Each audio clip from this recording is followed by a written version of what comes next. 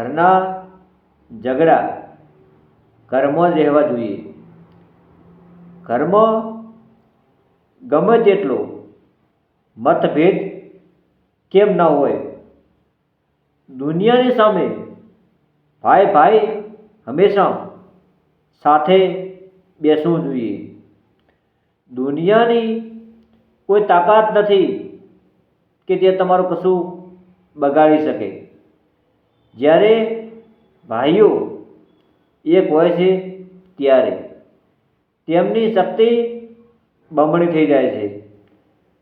ઘરના ઝઘડા ઘરમાં જ રહેવા જોઈએ, કારણ કે બહારની દુનિયા માત્ર તમાશો જુએ છે.